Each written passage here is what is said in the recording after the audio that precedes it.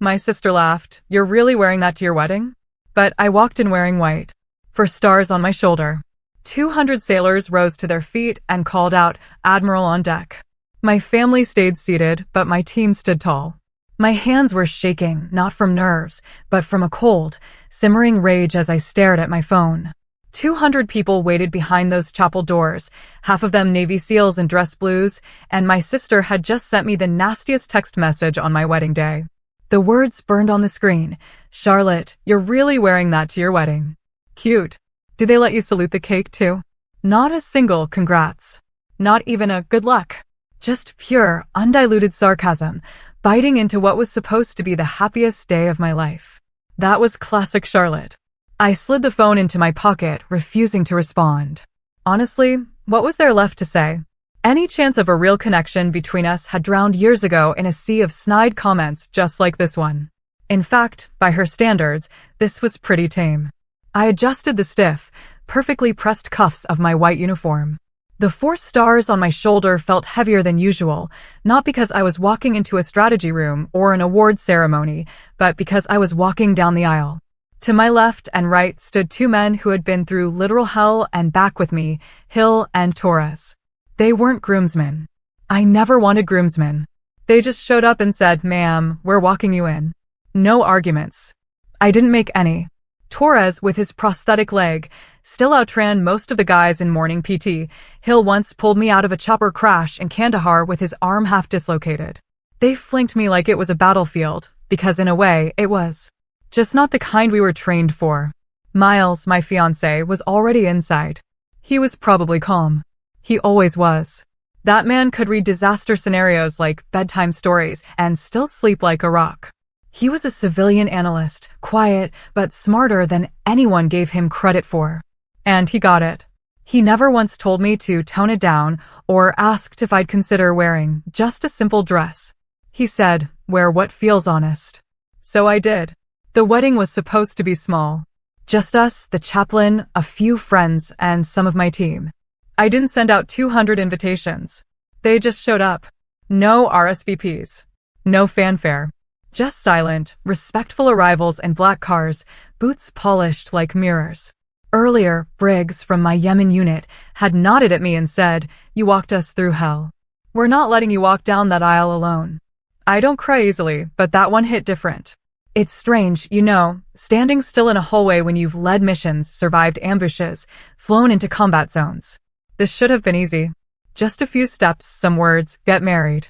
No live fire, no classified briefings, just vows. But somehow, it felt like the most exposed I'd ever been. I hadn't told Charlotte I was wearing the uniform.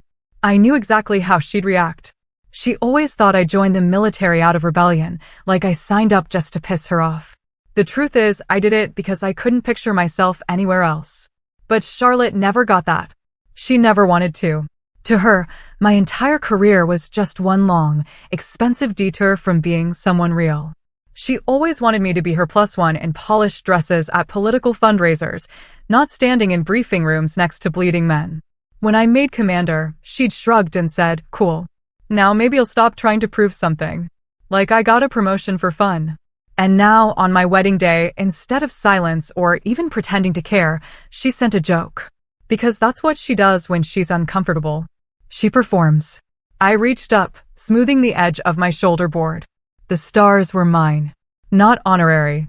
Not gifted. I'd earned every last one of them. I'd worn them in war rooms during base lockdowns, but today, I wore them for love. A voice crackled in my earpiece. It was the chaplain. "We're ready for you, Admiral."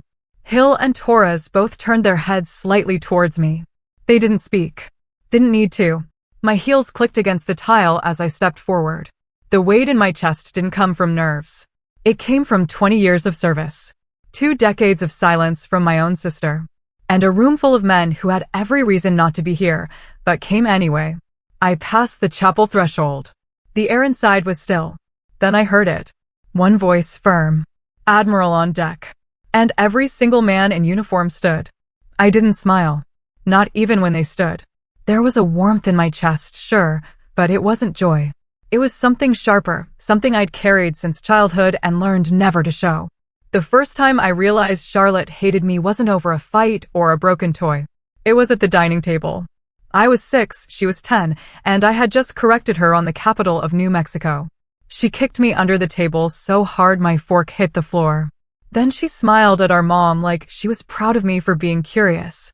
That's how she played. Sabotage, disguised as sisterhood.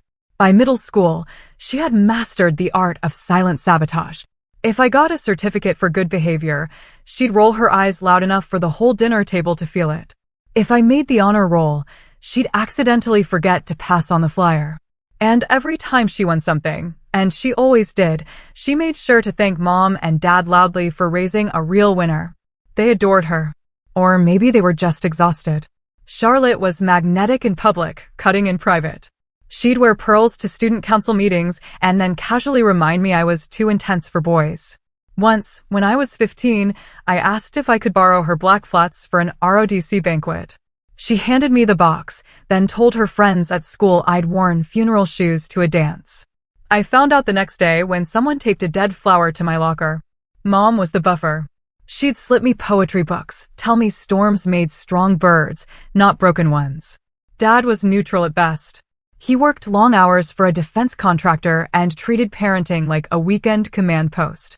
He liked order, silence, and results. Charlotte gave him all three. I gave him questions, attitude, and ambition. Not the right kind. Either that or the kind he thought belonged to men. But the moment I truly understood how far Charlotte would go came during senior year. I decided to apply to the U.S. Naval Academy. I didn't ask for her approval. I didn't even tell her until after I mailed the application. She laughed, said, "You in uniform? What are you going to do? Yell people into submission?" Then one day, my acceptance packet didn't arrive. The academy said my transcripts were never submitted. I knew I'd sent them. I tore apart my room, my email, my folders. Nothing. A week later, Mom pulled me aside. She'd found a sealed envelope with my transcripts in Charlotte's desk drawer. I confronted her. She shrugged. "I didn't think you'd actually go through with it." Like she was doing me a favor. Like she knew better. We didn't speak for 2 months. Not that it mattered. I reapplied, this time making sure everything was tracked and confirmed. When the second packet came, I opened it on the porch by myself. I didn't tell Charlotte. I didn't even tell my parents. I just circled the date in my calendar, packed my things, and left for Annapolis. At the swearing-in ceremony, I stood in a sea of white. Uniforms, heart pounding, hands steady. I spotted them. My mom blinking back tears, Dad arms crossed, Charlotte in sunglasses too big for her face, chewing gum like she was bored to death. She stayed just long enough to snap a photo for her social media and left before the anthem played. That night, she posted it with the caption, "Little sis finally made it to costume camp." I didn't reply. I didn't need to. Something shifted that day. The way I saw her, the way I saw myself. She was never going to clap for me. Not in private. Not in public. Not ever. And once I accepted that, everything got easier. At the academy, I learned how to eat in 5 minutes, shine boots with spit, and absorb insults without blinking. But none of it was harder than growing up in Charlotte's shadow. That training started young, lasted years, and taught me the most important rule: respect doesn't always come from family. Sometimes it doesn't come at all. What did come was grit. I wasn't top of my class, but I was close. I didn't win awards for charm, but I led by showing up, shutting up, and doing the work. Charlotte once said I had the personality of a filing cabinet. I took it as a compliment. When I graduated, they called my name, and I stepped across the stage, uniform pressed, spine straight. My mom cried. Dad clapped once. Charlotte? She wasn't there. I found out later she had RSVP'd, booked a flight, then canceled last minute because a television anchor job opened up in Dallas. She got the job. I got the silence. I didn't expect more. That was the secret. Lower your expectations and you stop bleeding from predictable wounds. I learned that young. Learned it at the kitchen table, under polished smiles and backhanded praise. I didn't carry resentment from those years. I carried something cleaner, colder. The kind of resolve you earn when you stop trying to be someone's version of worthy and start becoming your own definition of it. I folded that lesson tight and tucked it into the seams of every uniform I ever wore. I never called her after graduation. I didn't need her to pretend to care. I had a duffel bag, orders for Fort Oglethorpe in Georgia, and one slightly wrinkled photo of my mom tucked between a pack of granola bars and a bottle of aspirin. That was enough. The first thing they taught me on base wasn't tactical or strategic. It was psychological. You're either a presence or you're a problem. I was a presence. Quiet, punctual, unshakable. Still, walking into that operations office in my first assignment felt like stepping into a bar where everyone knew each other and no one wanted a new name on the stool. Especially not mine. Are you lost, sweetheart? That was the welcome I got from a sergeant who hadn't shaved in a week. His name tag read Danner. His tone read dismissive. I didn't flinch.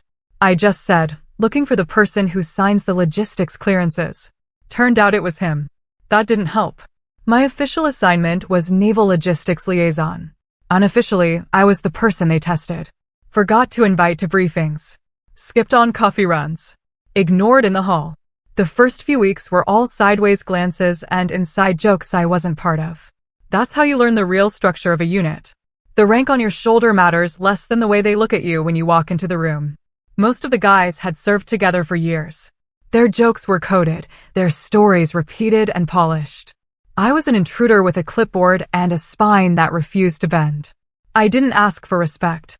I acted like I already had it. That irritated them, but I wasn't there to make friends. I was there to keep trucks moving, gear accounted for, missions flowing without a single bullet missing. And I was good at it. My reports were spotless, my coordination airtight. By the end of the second month, one of the lieutenants stopped triple-checking everything I submitted. Progress. Even then, I kept my voice low and my eyes open. You learn more from what people don't say. I didn't try to prove anything. Just showed up before everyone, stayed after, and left no room for questions. I knew what they called me behind my back. Quota Icebox, Miss Naval Barbie. They thought I'd crack eventually. Instead, I reorganized the entire depot in 3 weeks and cut shipment errors by 40%. When the colonel asked who did it, Danner tried to take credit. I let him. He knew everyone did. The next day, he passed me a mug of burnt coffee and said, "Not bad, Brennan." That was the first unofficial handshake. Meanwhile, Charlotte had started anchoring morning segments in Phoenix. Every time I turned on the television in the mess, there she was. Perfect lighting, perfect hair, a fake sincere voice as she read headlines between fitness ads and weather reports. One night, a guy from my unit pointed at the screen and said, "Hey, isn't that your sister?" I nodded. He grinned and said, "No offense, but damn, she looks like the type who's never done a hard day's work in her life." I didn't say anything. I didn't have to. She had lights. I had grit. I worked that base for 18 months. No disciplinary issues. No broken protocols. By the end, they weren't just tolerating me. They were asking for my input. I wasn't loud. I was solid. And in the military, solidity is currency. Then came the letter, not from home, but from Annapolis. A commendation acknowledgement for operational excellence in field logistics. It was the kind of paper that gets you noticed. I pinned it inside my locker. Danner saw it one day and muttered, "Guess you're not just here to warm a chair after all." I wanted to tell him he was late to the realization, but I just nodded and went back to work. When my transfer orders came, Coronado, California, I packed light. One uniform for inspection, one for deployment, and a photo of Mom, now creased in the corner. I didn't call anyone to say goodbye. They didn't expect me to. On my last day, someone had left a note in my desk drawer. No name, just 5 words on a sticky note. Not bad for a quota. I didn't smile. I just folded it and kept it. Proof that sometimes you don't need applause to win the room. You just need to stay standing until they run out of reasons to push you down. The flight to Coronado felt like crossing into another country. Everything at Fort Oglethorpe had been slow, dusty, and half held together with duct tape and resentment. Coronado was sharp, fast, and humming with the kind of intensity that made people talk with clipped vowels and walk like they had somewhere more important to be. My assignment was to Naval Amphibious Base Operations, SEAL Logistics Support. Not glamorous, but crucial. It was the kind of job where if you screw up, a mission doesn't just fail. People die. And I knew the unspoken truth walking in. No one was going to trust a woman pushing paperwork unless She did it so flawlessly that they couldn't afford not to. Day 1. The chief petty officer glanced at my file, then at me, and asked, "You sure you're not in the wrong place?" I told him I was right where I was assigned. He muttered something about PR stunts and waved me toward the supply cage. My official title was Operations Coordinator. Unofficially, I was the newbie with zero field cred, a tight bun, and a uniform too clean. The guys called me Icebox within the first week. Not because I was cold, but because I didn't flinch. I didn't joke back. I didn't break. Every morning I showed up 15 minutes before anyone else, reviewed requisition logs, flagged discrepancies, and sent my corrections to people who didn't want to read them. Then I sat through meetings where the men talked over each other and me, and occasionally forgot I was in the room. I answered questions only when asked. But when I did, I knew my shit. Fast. Accurate. No filler. There's a thing that happens in environments like that. When you're quiet, they assume you're weak. Then you make one decision that saves their asses. And suddenly, you're not invisible. You're unavoidable. That moment came about 2 months in. One of the SEAL teams was gearing up for a pre-deployment training cycle, and the logistics for their loadout were a mess. Missing gear, misrouted crates, expired inventory sheets. It should have taken a week to untangle. I did it in 36 hours. Alone. Then restructured the entire ordering system so it wouldn't happen again. I didn't ask for permission. I just did it. The lieutenant in charge barely looked at me when I handed him the new chain. But 2 days later, when nothing got lost and every box landed where it was supposed to, he nodded once and said, "Nice work, Brennan." That was the promotion. Not on paper. In tone. But respect is rented in places like that. Do every day. Do in silence. I still had to prove it wasn't a fluke.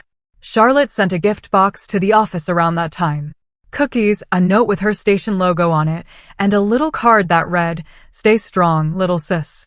Hope this job isn't too boring." I left the box in the common area. The guys ate it without asking where it came from. Someone said, "Your girlfriend's got nice handwriting." I didn't correct him. Week by week, I built a rhythm.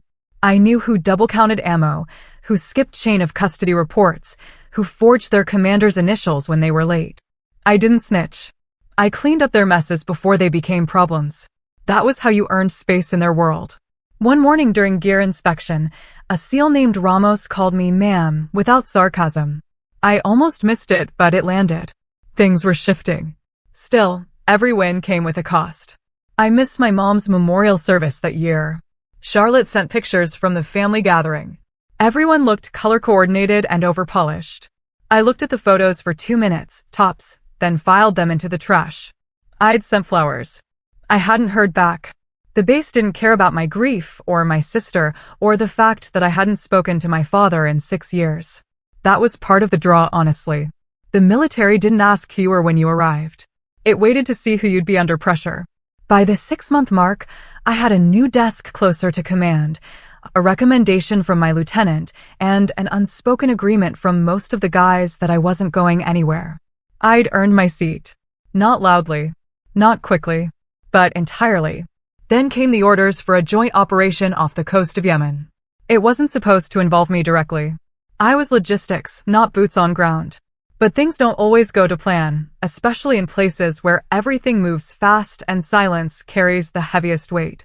The only reason I was even near the flight line that day was because the operations lead had forgotten to file a secondary manifest, and no one trusted the new kid with paperwork anymore except me.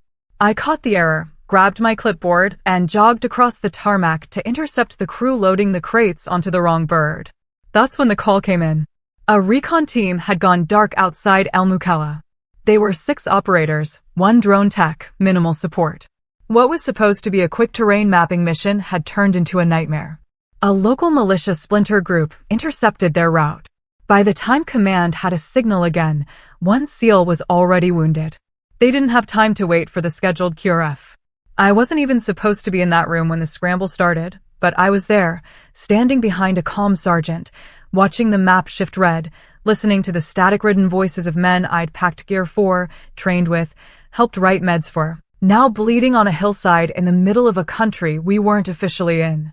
The officer on deck barked for available names. I stepped forward before I could think twice. He said, "Your logistics." I said, I've trained with this team. I know their extraction codes, and I passed my weapons requal 3 weeks ago. He looked at me hard, then waved me in. That's how fast it was.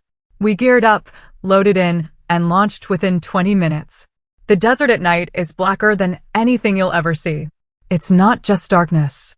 It's a kind of silence that makes sound feel out of place. We dropped fast and dirty. No lights, no chatter, just boots hitting dirt and adrenaline screaming behind your ribs. They'd set up a makeshift cover between 2 abandoned supply trucks. 2 men were pinned, one of them badly hit in the leg, the other taking pot shots to buy them seconds. I crawled the last 50 yards on my belly, sand in my mouth, blood in the air, bullets whining past my boots like angry bees. We had 30 seconds to either pull out or get shredded. I reached the wounded SEAL, Bryson. A kid, barely 24, dragged him with one arm while firing cover shots with the other. My shoulder dislocated somewhere in the pull. Didn't matter.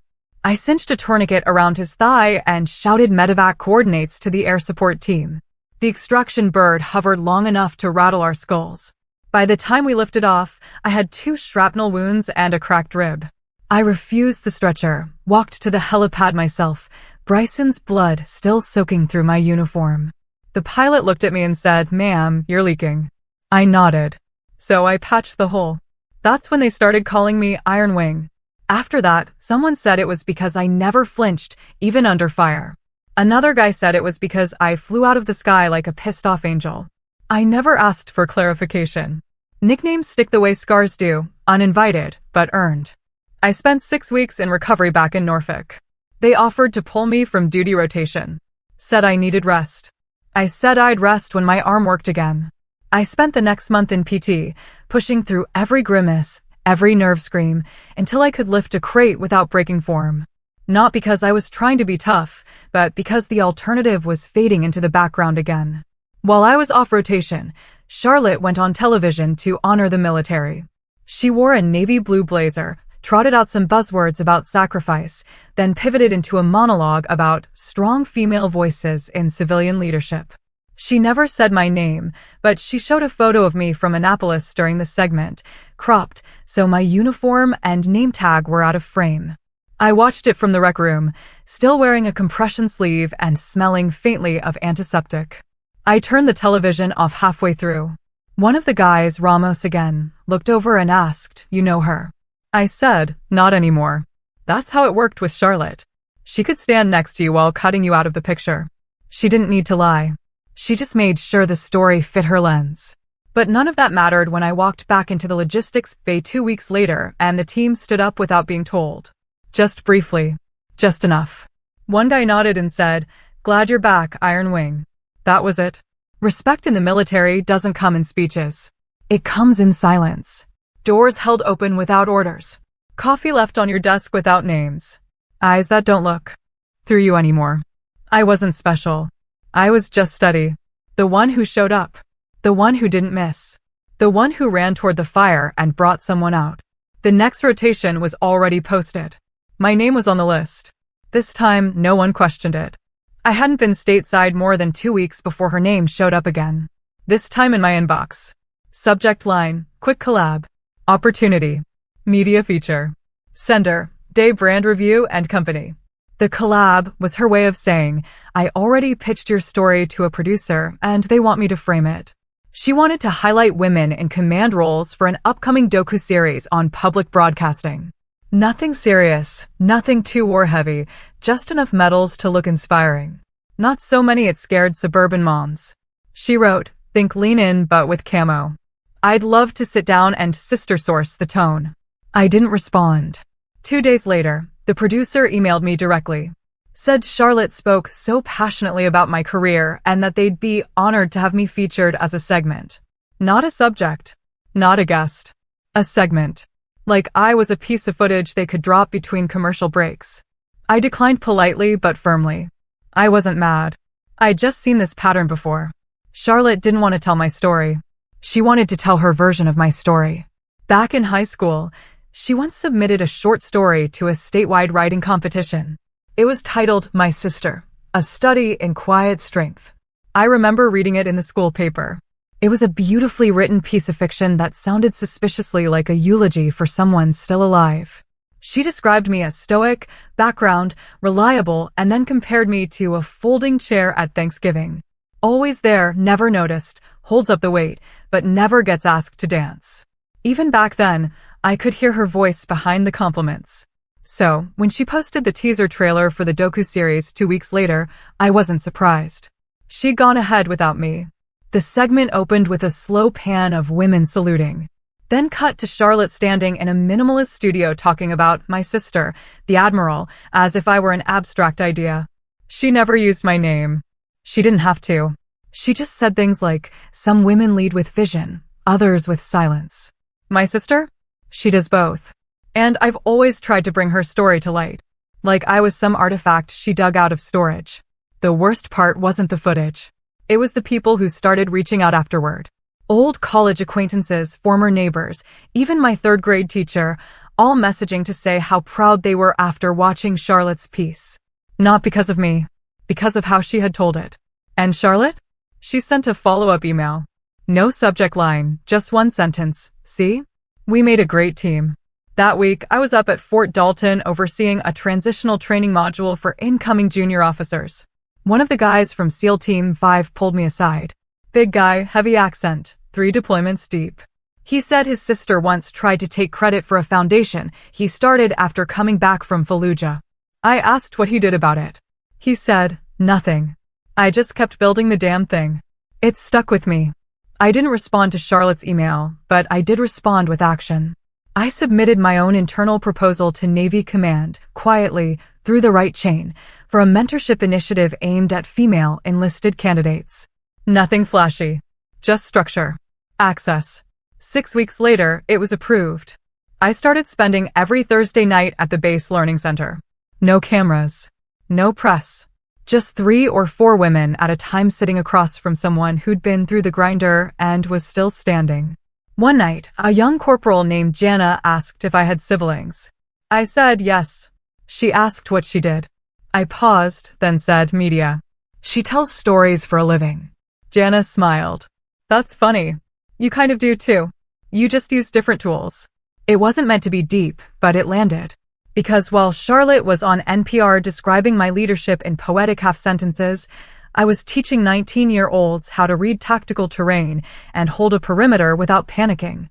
I didn't need a spotlight. I needed a damn working flashlight. And for once, I had it. And just when I thought I'd finally found a rhythm that made sense, the notifications started lighting up on my phone like a bad omen. The first text said, "Ma'am, it's Corporal Briers. Just checking if this email is real." It came at 2:17 a.m. I was still up, sorting through intake reports for the mentorship program. I had no idea who Briers was, but something about the timing didn't feel random. I replied, "Go ahead and forward it. I'll confirm." What he sent was a PDF attachment. The subject line read, "Final note, Tyler J. Rowan." Tyler had been one of ours. A SEAL candidate. Passed every physical threshold we threw at him. Sharp mind, sharper instincts, barely 24. I hadn't seen his name in months. Not since his last performance evaluation. But the report hit like cold water. He took his own life at home. No note left for his parents. No letter to a friend. But in a secure draft folder on his old base email account, they'd found something. Just a few lines, saved but never sent. I know Admiral Brennan doesn't know who I am, but she changed the way I thought about this place. When she spoke, I didn't feel like a mistake. That meant something. Please tell her thank you. No punctuation. No sign-off. I sat back, completely still. There was no right protocol for something like that. You don't call their family. You don't forward the message to the chaplain. You just read it. And carry it. I printed a copy, folded it once, slid it into the front pocket of my uniform binder, right behind the first deployment orders I ever signed. The next morning, I walked into the command office and requested an emergency review of the SEAL mental fitness structure. You'd think after 20 years, the Navy would have nailed this. But what we had was a scattered checklist and a pamphlet with a hotline that half the unit didn't trust. I wasn't interested in therapy brochures. I wanted human contact. Monthly check-ins, scheduled and enforced. One-on-one sit-downs, not checkboxes. The paperwork pushback was instant. Logistics, manpower, risk assessment. Everything but logic.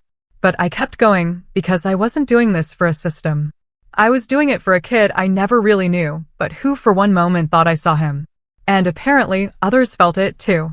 That week, 2 more anonymous notes found their way into my inbox. One was scribbled on the back of a torn cafeteria schedule and scanned. The other was typed in courier font, like someone was scared to attach their real writing style. Both said the same thing. Thanks for saying it out loud in that training room. We didn't know anyone saw us. No names, no ranks. Just echoes. I shared them with no one except for Lieutenant Jack Baines, my second in command, and one of the few people I trusted to call me out when I was being too polite for my own good. He read both messages, handed them back without a word, then said, "We're losing more to silence than to combat." That's a leadership failure, not yours. There's real work here. So, we started building something under the radar. We called it Operation Glasshouse. Weekly, peer-led check-ins. No command structure, no salutes. Just a room, coffee, a closed door, and honesty. We made it opt-in, then quietly made sure ever. Why team leader opted in first? By month 3, participation was at 84%. There were no selfies, no tweets. Just people breathing easier. Charlotte, meanwhile, posted a video of herself at a panel in San Diego talking about the emotional resilience of women in leadership. With my image blurred behind her on a slideshow, she captioned it, "Proud to be related to this legacy." I didn't even flinch this time. I started to understand something. The loudest people weren't always the ones leading. They were just holding the mic. Real leadership, the kind that changed outcomes, not just optics, usually happened in rooms with bad lighting and dented mugs. Like the one I walked into on a Thursday night and found Corporal Avalon waiting. She stood when I entered, said, "You probably don't remember me, but you yelled at my squad last winter for losing track of formation timing during storm drills." I nodded. "Sounds about right." She smiled. That was the first time I realized someone expected me to get it right. Not just survive. We sat, talked. Nothing deep. Just real. And it was enough. The binder with Tyler's notes stayed in my office drawer after that, unopened, but always nearby. Not as a symbol of loss, but as a reminder of how little it takes to be remembered for showing up. And when the memo from SEAL Command landed on my desk requesting I take over direct oversight of SEAL Team 9, the only thing I thought of wasn't the rank, or the logistics, or even the new ops tempo. It was the fact that I now had a seat at the exact table that used to ignore people like Tyler. And I had no plans to waste it. The first time I stood in front of SEAL Team 9, nobody clapped. It wasn't cold. It wasn't disrespect. It was calculation. I wasn't what they expected, especially not for command. They looked at me like I was there to pass time, not orders. That didn't bother me. What did was how quietly they kept their distance. Not one asked about my record. Not one challenged my leadership face to face.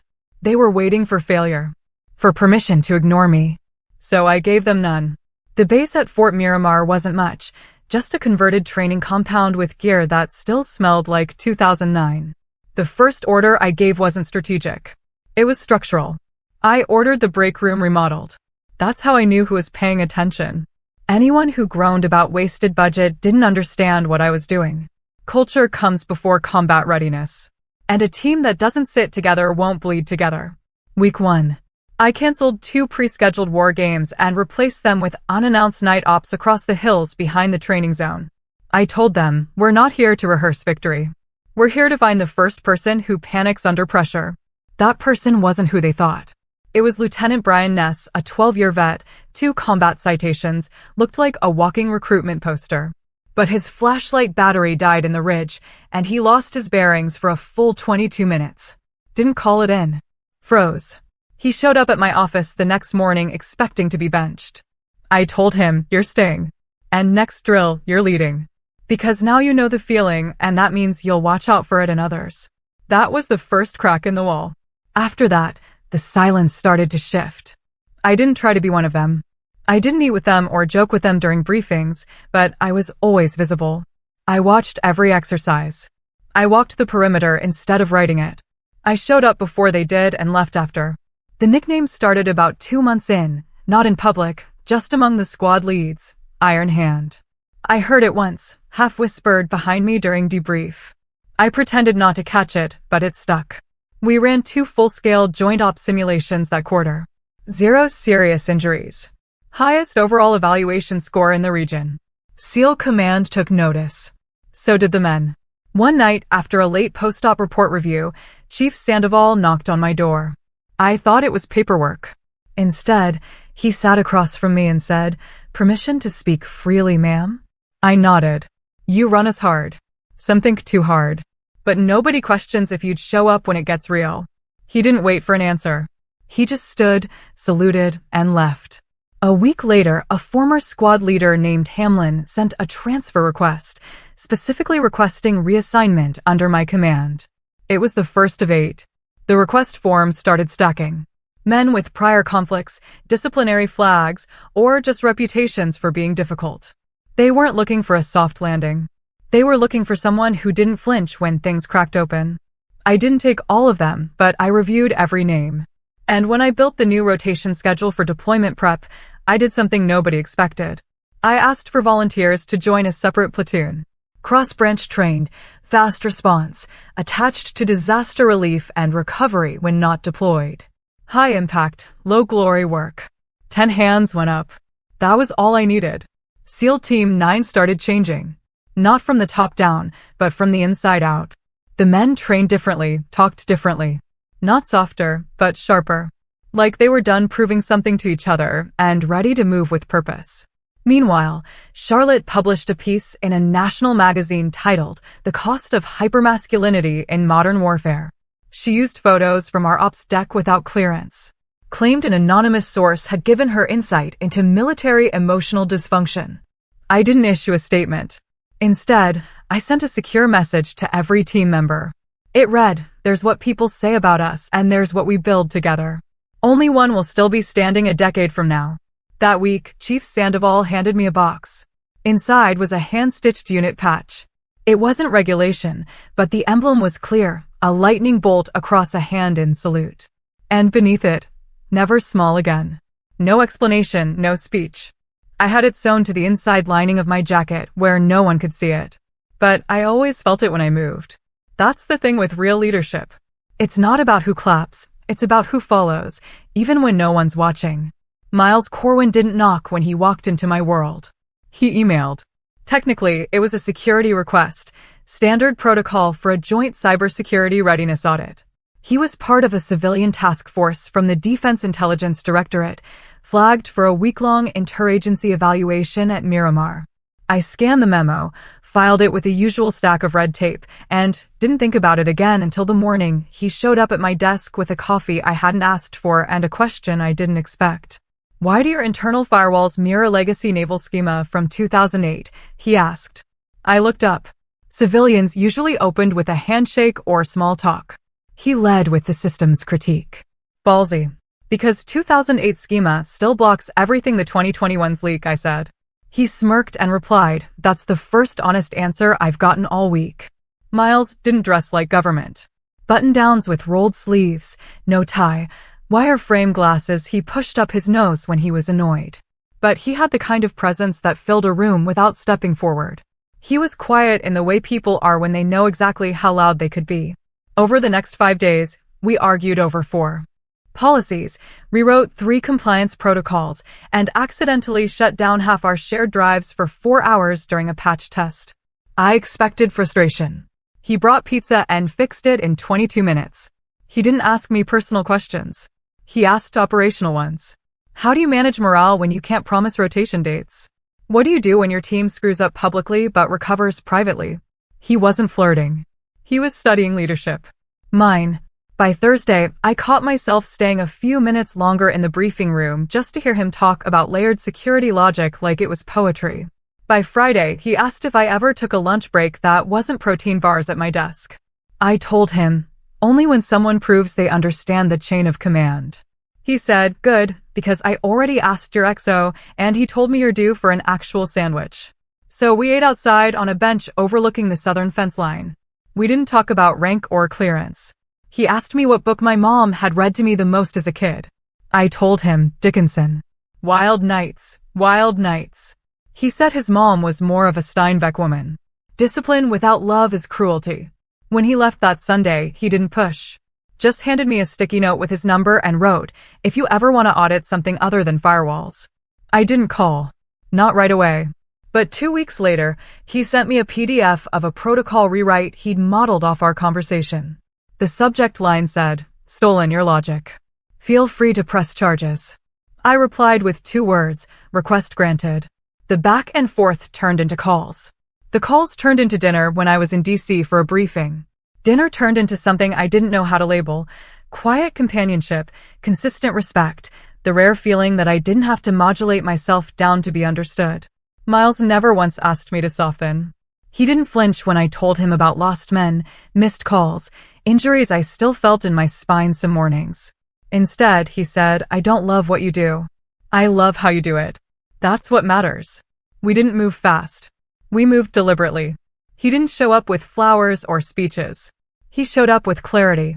Like the night I got back from a 10-day training op, too exhausted to unlock my front door. He was already there. Lights dimmed. Stove on. Reading a file on military-civilian integration policies. He looked up and said, "I figured you'd want protein, not small talk." I sat on the couch and watched him stir something in a skillet and realized this man would never ask me to be smaller. He didn't care about my title. He didn't want to wear it like a badge. He wanted to walk beside it. The moment I knew it wasn't just connection, but permanence, was during a conversation that lasted under 30 seconds. I told him about a young lieutenant who'd cracked under pressure in a live op. Miles listened, then said, "You taught him how to survive." "Who taught you?" I didn't answer. He didn't press. Instead, he said, "If you ever want to stop being the one who always holds the line, I'm here. Not to rescue. Just to hold the other side. No declaration. No drama. Just presence." That was the night I looked at him and said, "If you ever propose to me, do it like that. Quiet. Steady. No fireworks." He smiled, leaned back, and said, "Good, because I already ruled out skywriters." There wasn't a single moment when Miles won me over. He didn't have to. He just stayed when most people blinked. He listened when others performed. And more than anything, he knew something nobody else had ever said out loud: I wasn't hard to love. I was hard to fake it with. And that meant he didn't try. The box arrived on a Tuesday. No return address, no card, just a carefully folded ivory white dress uniform, pressed flat and still warm from the cleaner's steam. My name was stitched above the pocket. Rank insignia polished to a shine. Shoes wrapped separately. Inside the inner lining of the coat, someone had tucked a note: "You've stood for everyone else. Now let us stand with you." It wasn't from Miles. He'd already asked. Quiet, simple, no kneeling. Just 2 coffee mugs and a question in the kitchen: "What do you think about doing life officially?" I said yes without blinking. We planned something small. Local courthouse, 24 guests, light lunch afterward. No spectacle, no staged emotion. Just people who mattered. But then Charlotte called. She started with pleasantries. Asked about venue details, dates, if I'd chosen a florist. Then came the line: "I know you're probably doing that whole stoic uniform thing." I cut her off. "Yes, Charlotte. I am wearing the uniform." She gave a tight laugh. "Well, I just think you might want to consider something more inviting, to make people feel less like they're at a funeral." I didn't respond. I knew that tone. It was her polite way of saying, "Don't embarrass me." She wasn't even invited. Not officially. The RSVP email bounced. The last communication we'd had before that call was a forwarded link to her TEDx talk about feminine resilience in boardrooms. She'd used my photo again, this time with a voiceover about invisible women rising through hard structures. She didn't ask for permission. She just built her brand and used my shadow for contrast. 2 days after that phone call, she tweeted it. White background, bold black font, her face in the top right corner, text overlaid on an image of a dress uniform. Nothing screams, marrying for control, like a woman showing up to her own wedding in government-issued fabric. #shills. It landed at 9:14 a.m. By 9:23, it had over 5,000 likes. By noon, it was on Instagram. A few gossip accounts picked it up, mocking the bridezilla with combat boots. Some of the comments were worse than the tweet. Guests' love means never having to wear heels. Is this the military's version of cosplay? Imagine saluting your wife instead of kissing her. They didn't know who I was. Didn't know what those stripes meant or the blood it cost to earn them. I didn't say a word publicly.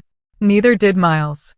He just slid my phone off the table, set it face down, and asked, red or white with dinner? But others did speak. It started small. A comment thread under a Navy spouses forum. Then a stitched video by a former Marine on TikTok reading my service record line by line, ending with, she doesn't need to explain. That uniform is the reason you get to mock her in peace. By midnight, the hashtag flipped, hashtag Admiral Bride, hashtag Saluteth Dress, hashtag Iron Wing Wedding. But none of that mattered compared to what showed up the next morning. One by one, letters started arriving. Not DMs. Not tweets. Letters. Handwritten. Folded carefully. Sent to the base, sealed with tape and reverence. A young girl from Iowa wrote, my brother says girls can't be Navy, but I saw your picture and now I'm going to be Iron Heart. A retired sailor sent a ribbon bar from his first deployment with a note, I never had a daughter, but if I did, I'd want her to walk down the aisle like you. Even a few active duty members who'd never served with me reached out quietly through back channels. If you ever need a row filled, I got the dress whites ready. That's when the emails started coming. Not from the public. From the men I had trained, served beside, led.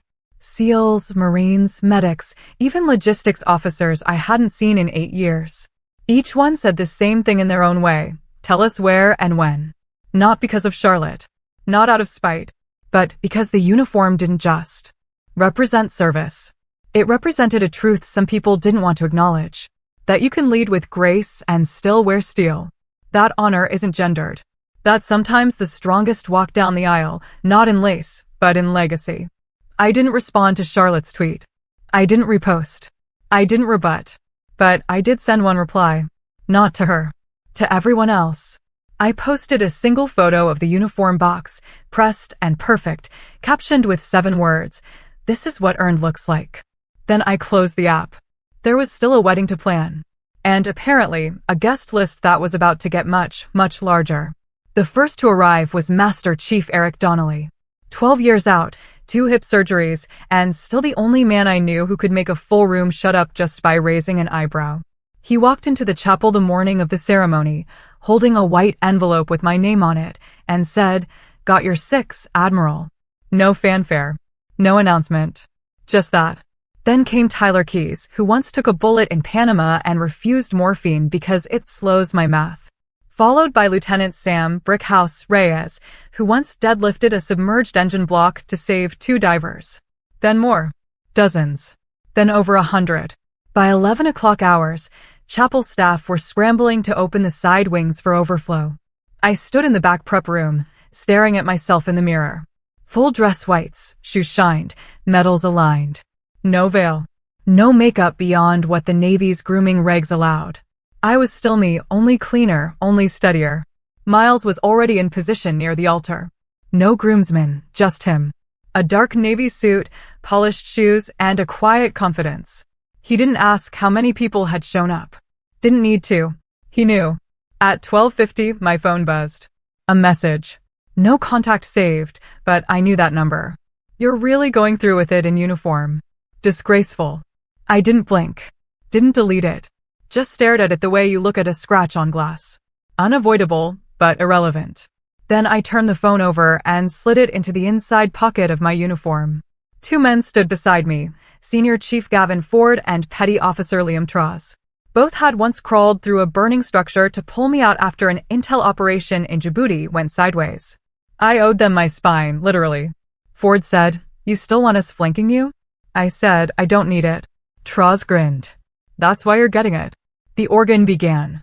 The chapel doors stayed shut a few more seconds as the congregation rose. And then came the call. Deep.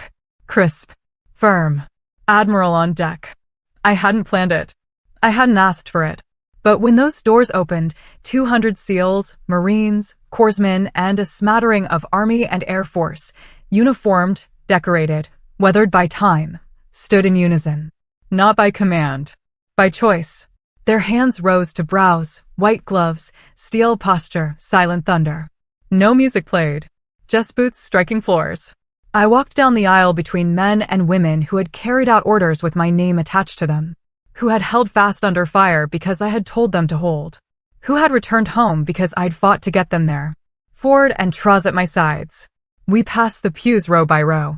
Some I hadn't seen in a decade. Some I never expected to see again. But they were all there. Some scarred, some limping, some clean-shaven, some bearded and wild. But every one of them stood for me. Not the rank. Not the medals. Me. Halfway down the aisle, I caught eyes with Rear Admiral Lee Barker, my first mentor from Officer Development School. She gave me the smallest nod, one that said, "Now they see what I saw." I kept walking, spine locked, chin level. No smile, no tears, just presence. At the altar, Miles stood, hands folded behind his back, standing at ease. No grin. No nerves. Just absolute understanding. The chaplain was Lieutenant Commander Rupert Langley, a Navy lifer with a Boston accent and a broken wrist he never fixed. He gave us a nod, opened his binder, and began. But no one sat. Not at first. Because when the last echo of Admiral on Deck died down, it left something else behind. Reverence. We didn't start with vows. We started with silence. Earned silence. And when Langley did begin, his voice was low, steady. He spoke of commitment, not just to each other, but to duty, to purpose, to choosing every single day to protect what mattered, whether that was a nation or a marriage. Our vows didn't mention sickness or health, richer or poorer. Mine were, "I will never ask you to shrink." His were, "I will never ask you to stop." We promised to protect peace, to make space for stillness, and to sharpen each other without dulling our joy. There was no "you complete me." We were already whole. Then came the moment. Langley said, "By the power vested in me, I now pronounce you." And before he could finish, a sound rose. It wasn't applause. Not yet. It was the collective sound of 200 chairs creaking as warriors sat down in quiet unison. No chaos. No pomp. Just the shift of bodies and fabric, like a living exhale. We kissed, brief, steady, then turned. A saber arch waited at the exit, not made by officers, but by enlisted. Every blade lifted by hands that had once held rifles under my command. As we walked through it, I caught sight of the last row. A man stood alone outside, visible through the rear window. Rigid posture, dress blues, arms behind his back. He didn't come inside, but he came. And that somehow registered like a crack under the surface. But I didn't stop walking, didn't slow, just stepped through the blades into sunlight that didn't burn. Just clarified. The reception was held in a hangar-turned banquet hall on base. Nothing fancy, just long tables, folding chairs, and people who didn't need floral centerpieces to feel something. The chow lines stretched around the corner, heavy on barbecue, light on pretense. Nobody clinked glasses or gave toasts with polished speeches. They just came up one by one, said what they needed to say, and left behind handshakes that felt like anchors. At some point, after the third plate of brisket and someone's off-key acoustic cover of Simple Man, I stepped outside. My dress whites were still flawless, but my hair had started to come undone in the breeze. I didn't care. It felt good not to care for once. The air was cool. Spring in North Carolina always had that sharp edge of salt from the coast. I stood by a railing overlooking the field where we'd held morning drills. Quiet now, just crickets and the low hum of base generators in the distance. That's when Petty Officer Miller approached. Big guy, tatted sleeves, broke his hand once punching through a steel hatch because someone was trapped inside. He stood next to me for a minute before saying, "I didn't salute you today because you're an admiral. I did it because when my brother died, you sat in the hallway with me for 6 hours and said nothing." I didn't answer. Just reached over, squeezed his shoulder. Then he walked off. People came and went in waves. Some shared memories. Some didn't say a word. Others gave me side glances, small nods, gestures that carried weight in the way only silence can. A few brought up my mom. No one mentioned Charlotte, but I knew she had been there. I hadn't seen her face in the chapel, hadn't expected to, but I'd caught the unmistakable shape of her hair in the last row, tucked in a seat far enough back to vanish if you blinked. She hadn't stayed. She never does. At midnight, after the crowd thinned and Miles was busy corralling someone's wild toddler from crawling onto the cake table, I went back to my quarters. I peeled off my uniform, one layer at a time, each medal and button landing on the desk like a quiet punctuation mark. Then I checked my phone. No new message from my father. But one email had come in. No subject line, no signature, just a plain white field of text. They stood because you made space for them, too. You never raised your voice. You raised their worth, and I saw that today, finally. I'm sorry I laughed when you said you wanted this life. I see now it was never about chasing our approval. It was about leading without needing it.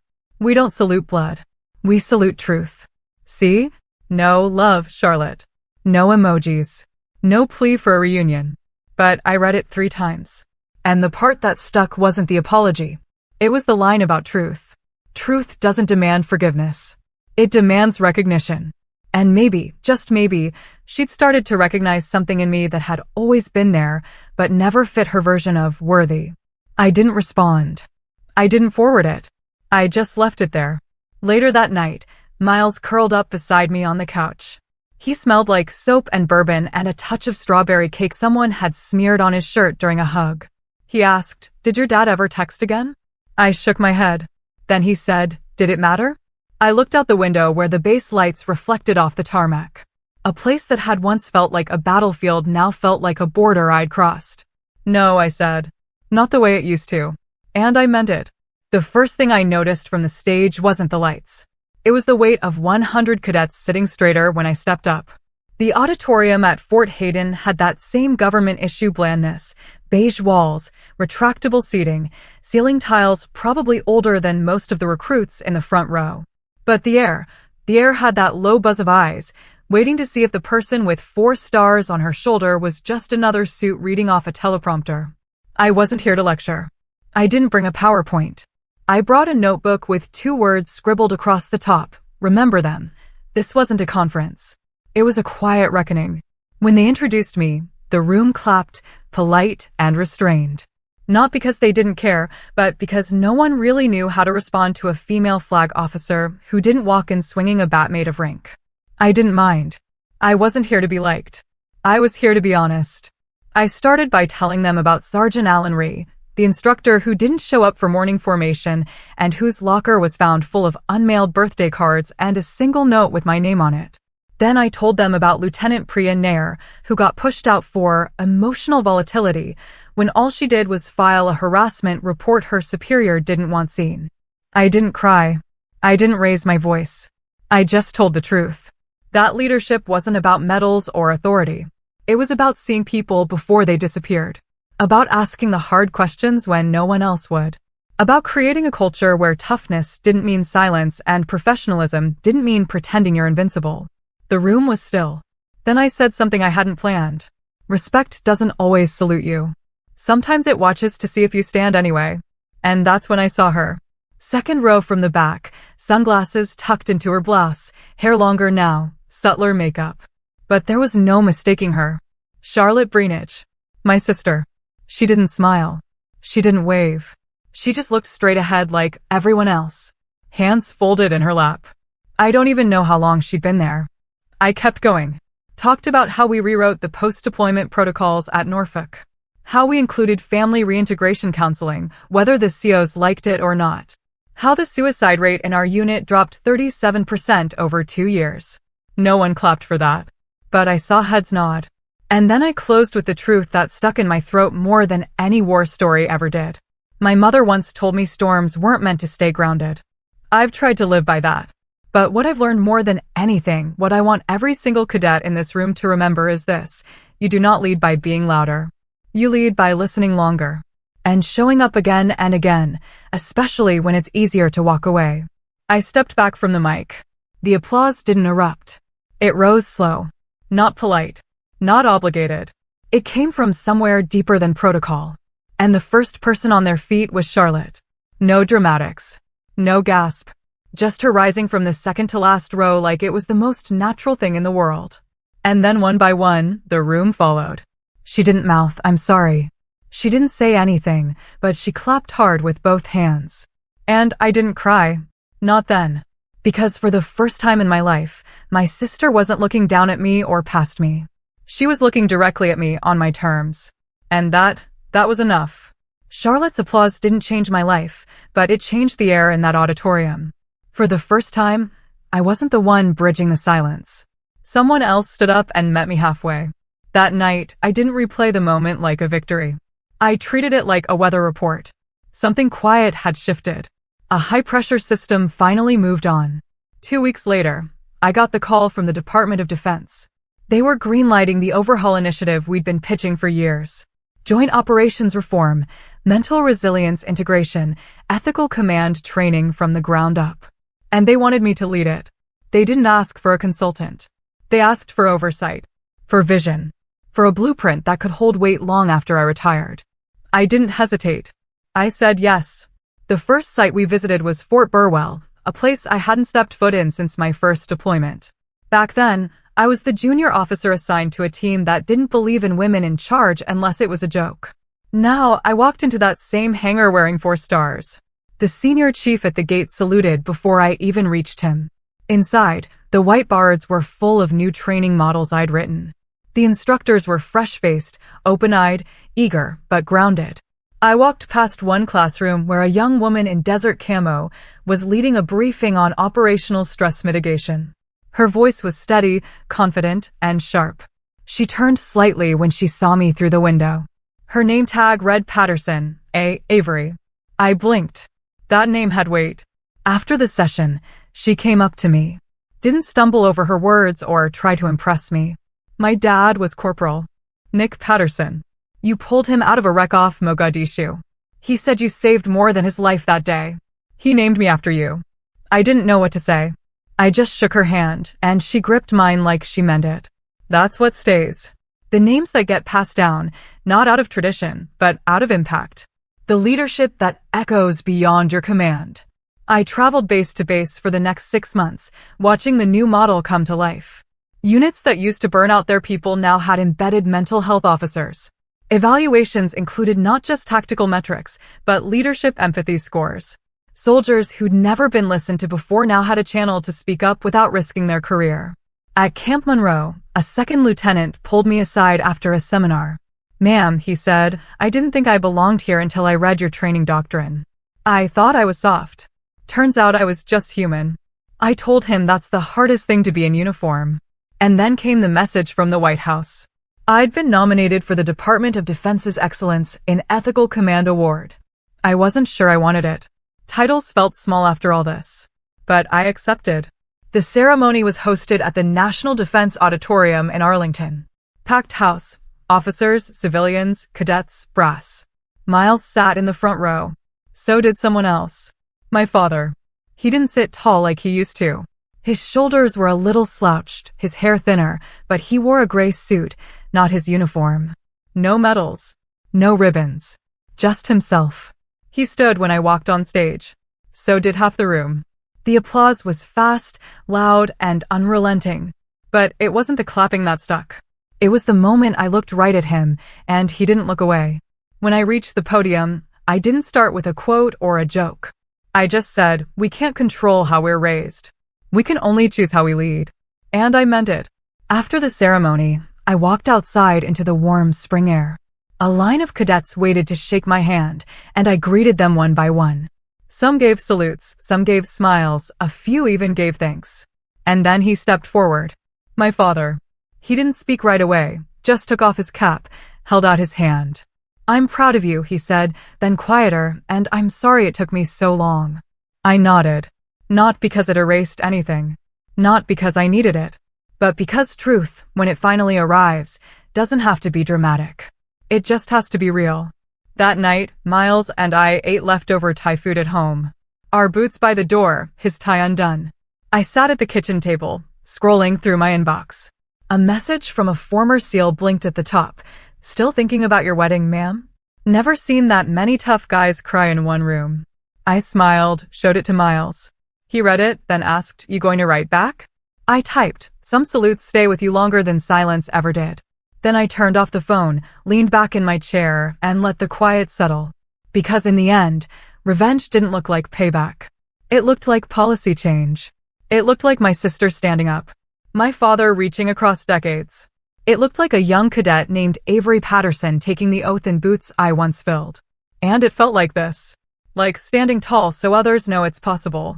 And maybe that's the real victory, when you no longer need the people who doubted you to admit they were wrong. You just need them to see that you're still standing. That the things they laughed at built the life they couldn't imagine. Not louder, just stronger. Not bitter, just unshakable. Because in the end, the loudest revenge isn't noise. It's proof.